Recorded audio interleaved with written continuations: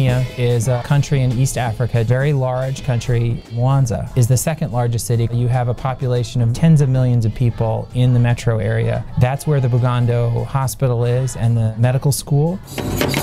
One of our big initiatives was Wild Bugando. Sandy Weil endowed a medical college. We are thinking way beyond just school in New York State, but how we can make a difference really in the world. To endow a medical college makes a long-term difference that just can keep growing and growing and growing. So I then asked the question, what about burns?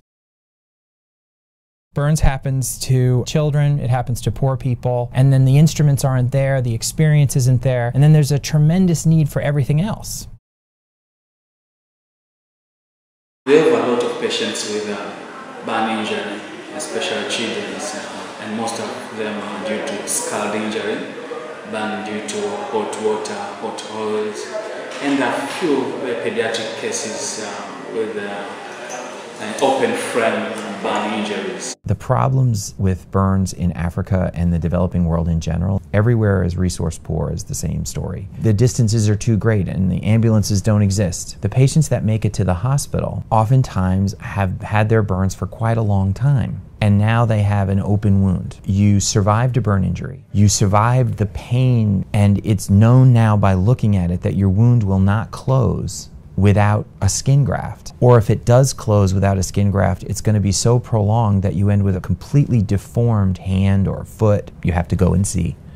And what's motivating this project, which is unnecessary suffering, really, of children and adults with burn injury. As soon as we arrived and put our bags down, we went to the hospital. We worked at two hospitals, Sekotori Regional Referral Hospital, and then the main medical center, the Tertiary Referral Center, Bugando. This is an outreach to try and improve acute burn care. So the patients who were burned recently are going to be our patients. 2 weeks before our arrival, there had been a bad explosion. There were 4 deaths. A mother, father, 2 children died. Right away, we met the 2 of the survivors. A young boy named Charles, who was 12, and his sister Sarah, who was about 7. He was burned about 20% of his body to 3rd degree. His burns had become green with infection. He was dying. We took him to the operating room the first chance we could get, did very aggressive surgery using tourniquets which spare blood loss. This was new to our host surgeon, Dr. Gidi. We then wrapped his arms in gauze and a solution that we made from bleach from the marketplace. We weakened it tremendously. Then committed to changing his dressings day and night, twice a day, for 4 days. This surgical control, along with the dressing changes, allowed us to graft him with his own skin on the areas that had been previously infected that Friday. So Monday, the first operation, Friday. What was really remarkable was Charles, the morning after surgery, reporting himself that he felt better. In other words, that infection was removed from his body. He could feel it. He felt stronger, brighter. And so that was the day that I realized we had pulled him away from the path to death. When his dressings came down, the skin had taken 100% in the areas that had been infected. Was revolutionary to the African surgeons. This is the new for us, that now we can do the operation fresh wounds, and you do the skin grafting to the wound, and the wound will be healing. You ask whether or not they have the ability to replicate what we were able to do with Charles. A footnote to this story is that Sarah and Charles had a younger brother who was also in the explosion that, because of language barrier and all, we didn't know he existed. After Charles and Sarah had done well with our care, the family, in the very last day that we were there, brought us this younger brother who was about 2 years old. His burns were not the kind that would kill him, but they were the kinds that would scar him terribly. I got an email from Dr. Gidi when I was back in the States that they had treated him,